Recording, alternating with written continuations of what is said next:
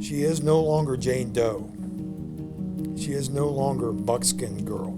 This is a 17-year-old girl that I can't imagine what she went through that night. I was screaming her name. I wanted to pick her up and hold her like a baby so bad. Somebody always sees something, always. There's no perfect crime. Some killings go unsolved. Time passes, but loved ones never forget. And detectives never give up. WHIO-TV presents Miami Valley Murder Mysteries. Good evening, I'm James Brown. And I'm Cheryl McHenry. Tonight, we investigate 4 cold cases of murder right here in the Miami Valley. First, the case of Lilly Oglesby, a Christian woman known to be loving and caring to everyone in her neighborhood. And as Becky Grimes reports, that's what makes this case so baffling, even 14 years after the crime. There is nothing in Lilly Oglesby's life that explains why anyone would want her dead. But someone did. At age 69, this mother and grandmother was murdered. Learning about her death, I was like paralyzed. I couldn't move. It was devastating, heartbreaking, really. When they got to their mother's Dayton home that night, the home where they grew up on Genesee Avenue, it was a crime scene. There, they learned their mom died a violent death. It was very shocking. I couldn't figure out why anybody would do my mother like that. She didn't hurt anybody. She was loving. She would help anybody that she could. That's how everyone described Lilly Oglesby. She was indeed a Christian woman. She was an evangelist. All she did was talk about the Lord. Lilly and her husband Buford lived on Genesee for over 20 years. They raised a big family. Their 6 kids together and 2 sons by Lilly's first marriage. She loved her kids. She loved every last one of her 8 kids. She loved them to death and treated none of us differently. We were just, inseparable too. And you were the only girl. I'm the only girl, 7 brothers, and I'm the only girl. She was a great mom. She never slept, it seemed. She always cooked dinner for us. She always made sure we took a bath and had clean clothes on. By 2004, the kids were all grown and gone. And with their dad's passing, Lilly was living here in this house at age 69 alone for the first time. But her kids say she was cautious. She kept her doors locked. She's a very careful person. That's why Daryl believes his mom knew her killer. For sure. She's not going to open that door for anyone that she does not know. I'm kind of wondering if she could have made a mistake, or somebody could have tricked her. Oh, could you sign this paper? Could you look at this document, or anything of that nature, and could have coerced her to open the door. The security door was shut but unlocked. The front door ajar when one of Lilly's sons stopped by at 9 p.m. The TV was on, a Whitney Houston show. A Bible lay open on a table. Lilly was on the floor of her bedroom, dead of multiple blunt force trauma. That was extremely hard. When Daryl got word, he was in prison. To receive some news like that while you're away, I can't even describe to you how I felt. Helpless, says Alan, who was also incarcerated.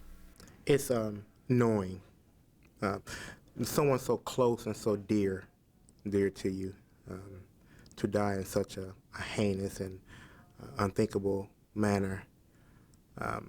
You want to know the details. But looking at the crime scene photos, that's really difficult. Cold case detective Patricia Tackett thinks it may be too painful for Lilly's children to know everything. There's no forced entry. She's reopened the evidence file to learn about Lilly's life. She's sending DNA and fingerprints for new testing and talking to people. Some people, circumstances have changed. So would they be willing to talk when maybe they wouldn't? She's also talking with the children, hoping they remember something. That was their mom, and they have been a very close family since then. They would love to solve this case. They would love to give some additional information to help us solve this case. It's hard to go every day and you're thinking about it. What happened? Who did this to our mother? Who would be a monster to do something like that? To commit such a violent crime, I guess a defenseless woman would have to be termed a monster. Yeah.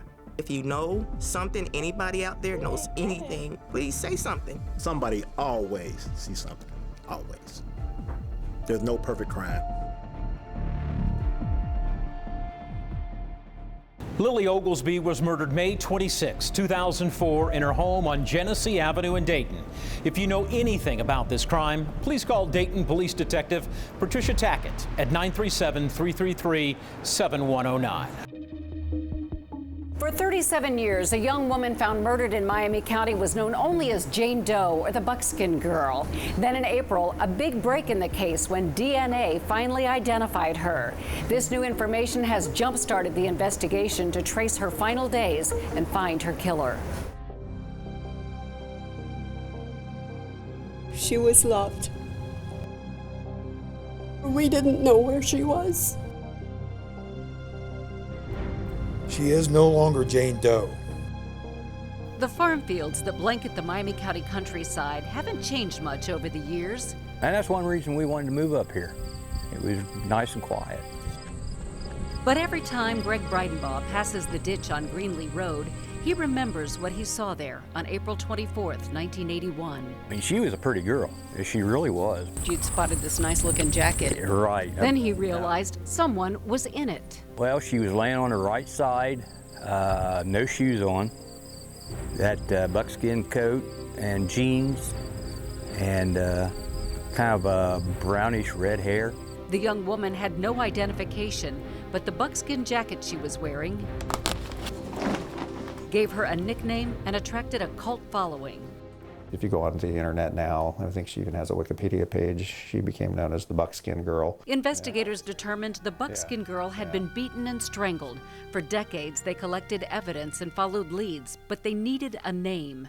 When she was found, DNA really wasn't even on the forefront and wasn't used in law enforcement. Science finally came through this spring. The DNA Doe Project identified the Buckskin Girl as Marcia Sossaman King, 21 years old, from North Little Rock, Arkansas. She was a very sweet, loving girl. For her family, the news was bittersweet. To finally know where Marcia was, but to learn she'd been murdered. Her disappearance had weighed heavily on her father, Jack Sossaman, who died of cancer in January. And I was glad that my husband didn't find that out when he was so sick. Her family has been able to help investigators by shedding light on Marcia and her life before she went missing. She reminded me of a young deer, you know, getting loose in the woods for the first time. The summer before she vanished, Marcia had hitchhiked from Arkansas to Kansas to visit her father and stepmother. Cindy Sossaman says Jack warned his daughter about taking rides from strangers. He said, but I only take rides from truck drivers because they're nice. Marcia soon took off again and ended up in Illinois, where other relatives lived. I felt she was troubled. Her Aunt Wanda Byerly remembers a conversation she had with her son about Marcia. But he said, she's really nice. But he said there's something heavy on her mind. Marcia had been diagnosed with a mental illness and needed medication, but didn't like to take it. When she returned to Kansas, her father and stepmother laid down the law. If you want to stay here, we'll help you, but you have to take your medication.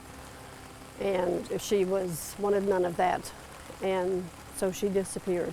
By early 1981, Marcia seemed to be searching for spiritual meaning. The search first took her to Pittsburgh, where she wrote her mother a letter. I want you to know that I'm happy, that I'm living with believers. From Pittsburgh, investigators say Marcia hitchhiked to Auglaize County. Marcia had become intrigued with the Way International, a Christian ministry headquartered here in New Knoxville. The investigation finds she had been here the month before she died, and though she had left and gone back to Arkansas, her body was found only about 40 miles south of here. So she was in New Knoxville for a period of time, but then she was in Louisville, Kentucky, living with her family. Marcia often stayed with an aunt in Louisville. Chief Deputy Steve Lord says that's where she was last seen alive. Is this pretty much right now the most significant piece of evidence, the April 10th receipt? We know she was across the river from Louisville. Yeah. Investigators are now zeroed in on the 12 days between the April 10th receipt and April 22nd, the day they believe she was murdered. Was Marcia headed back to New Knoxville? And who was she with? We're concerned with, if she's hitchhiking or if she had a relationship with persons here in Ohio. Finding her killer may seem like a long shot after all this time. Well, they found out who she was in 37 years. I can tell you, if anyone can do it, these people here will do it. The person that did this should be nervous. On a rainy night this summer, the Buckskin Girl finally got her name back. She is Marcia Lenore Sossaman King. Her family came from out of state to see her headstone unveiled and to thank the people of Miami County who cared for Marcia when they could not. That's why leaving her here now gives her loved ones peace. Her mother said that she has lived here for 37 years. This is where she should stay. If you know anything about the murder of Marcia King, the Buckskin Girl, contact the Miami County Sheriff's Office tip line at 937-440-3990 or leave a tip at miamicountysheriff.org. Kelly Camargo would have turned 42 in just a few weeks, but 25 years ago, a night out with friends led to her violent death, and that started a nightmare for her family. John Bedell tells us why investigators now believe they can solve this murder mystery. In my 43 years of doing this, there's certain cases that you lose sleep over, and this was truly one of them. Retired investigator David Linloff says he's still haunted by this unsolved murder. This is a 17-year-old girl that I can't imagine what she went through that night. He's one of the investigators still looking for answers. A young lady who was just getting started in life, and tragically her life was taken. For a family living with a quarter century of pain. We know she would have made something of herself because she was trying so hard. It's devastated me, absolutely ripped my heart out. They want to remember how Kelly Camargo lived and stop feeling anchored to how she died. She's gone and we have nothing of them anymore except for our memories that are disturbingly tangled with her murder. And it's cruel. She was robbed of her life. The search for Kelly ended 2 miles from the last place she was seen alive. A father-son fishing trip on a Preble County farm closed one chapter in this story, but opened another. Who did this to Kelly, and why? She should have been there when I got married. She should have been there when my oldest daughter graduated this year. But she's not. To understand how this story began, we went digging into Preble County history. August 1993. Kelly Camargo was weeks away from turning 17 and starting her senior year at Hamilton High School. She had big dreams. She could draw. She just gets dresses all the time. She was going to be a fashion designer. Hi, babes. What's that? She was a little wild, but not in a bad way. You know, she was like the life of the party. And when she walked in the room, people just naturally gravitated to her. Christina Copper was Christina Camargo in 1993. She's Kelly's cousin. The two only a year apart and close. We felt like sisters. She was vibrant, very talented, and she never met a stranger. Kelly left home on a Saturday night with some girlfriends. They were supposed to go to an arcade, but ended up at the corner of Erie and Long in Hamilton, inside a biker bar that used to stand here called PJ Shooters. Based on what we learned about Kelly, she was 17 going on 20. One of our persons of interest may have been playing in the band that night at PJ Shooters, and probably thought it was a good idea to go hang out with them after the bar closed up, and got in over her head and got involved in something that ended up costing her life. Kelly left the bar with that man and 3 other suspects in a station wagon. As Saturday night turned to Sunday morning, this bar in Camden was the last place anyone other than the 4 suspects saw Kelly alive. She was reported missing on Tuesday. 15 days after she was reported missing, a dad and his son found human remains in these woods here in Somers Township in Preble County. Investigators used dental records to confirm it was Kelly. They knew where they were going when they left the bar. They traveled straight there, no doubt in my mind. The old man who owned the farm then kept a close eye on who came onto his property. Nobody would take a chance on pulling into a farmer's farm lane late at night and get out and do all this without the some knowledge of how to get in and out of there. Her body badly decomposed, Kelly's cause of death was ruled undetermined homicidal violence. Do I think that there was some sexual involvement, either willingly or unwillingly? Yes. 3 of the 4 suspects are still alive. Detective Miller has traveled as far as Washington State to interview one of them. We aren't naming the men since they have not been charged, but one of them still lives in Preble County today. And detectives say there are others in our area who know what happened. Based on my experience, 43 years, they all got to run their mouths.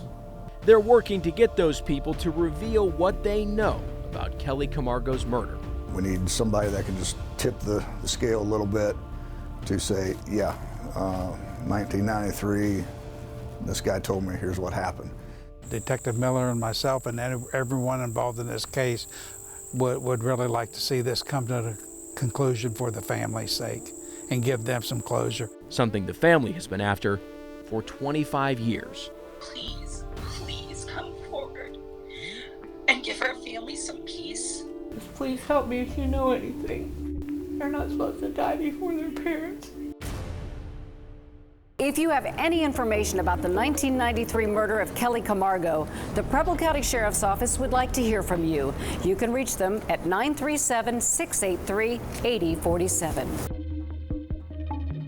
Candance Pronti was 26 years old and had 3 young sons. While they were at school one day, somebody walked into her house and shot her several times. Investigators believe this murder was personal. She was such a joy. She was a sweet little girl. Candance Pronti was Patricia Beard's youngest child. She used to love white cheddar popcorn. Seems just like yesterday, her daughter was a teenager, and Candance cared about 2 things. I'm either eating or I'm sleeping. Candance never got into any trouble growing up, and she always provided for her 3 boys. They had what they needed, and she was a working young lady. In the summer of 2015, Candance was dating a man but decided to end the relationship. Not long after that, somebody vandalized her car and her home had been vandalized. Someone threw a Molotov cocktail through her kitchen window. So Candance left that house and moved in with her sister Tasha here at 1017 East Mulberry Street. A couple months went by and nothing bad happened. Then came Wednesday afternoon, October 21st, 2015. Patricia stopped by Candance's house. Her car was there, but nobody answered the door. Patricia left, then found out Candance had not picked up her boys from school. Patricia picked up the children and her sister and her daughter Tasha and came back here to the house on Mulberry. Patricia's sister went in the back door. When she tried to open it, it was unlocked. What happened next? Patricia still cannot find the words. Finish talking to this man, please. Tasha's aunt was the first one in the house. She seen my sister laying on the kitchen floor, and she was like, oh my God. I think she said, call 911. 911 emergency. Somebody done did something to my baby.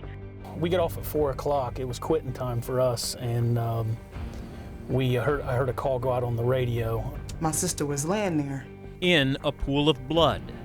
I just started screaming her name to maybe like wake her up. This one seemed like it was a crime of passion. Almost immediately, the family had suspicions about Candance's ex-boyfriend.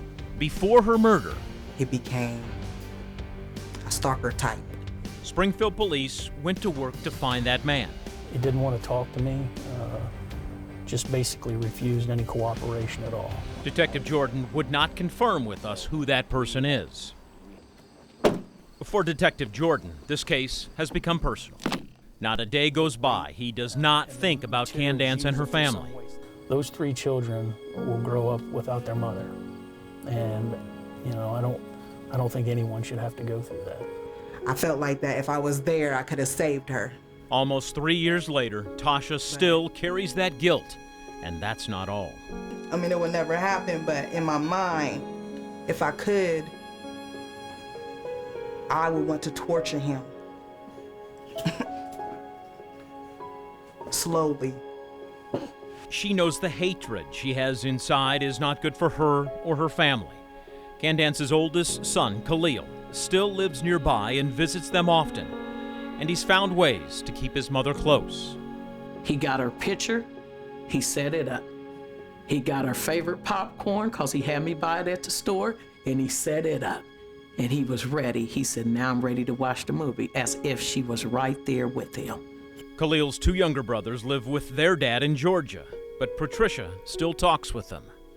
I remember we was talking to him on the phone once, and he asked us, me and my daughter, he said, is Mommy back yet? So, you know, it's difficult. All she can say is their mommy is in heaven, and their mommy will always love them. The killer shot Candance Pronti in October of 2015. You're asked to call Detective Ron Jordan at the Springfield Police Department if you have any information about this case. That number is 937-324-7680. You can watch all of our Miami Valley murder mysteries on our WHIO app by using your streaming devices, such as Apple TV, Roku, or Amazon Fire. And we hope somebody watching tonight can help shed some light on these unsolved murders. Thank you for joining us. Good night.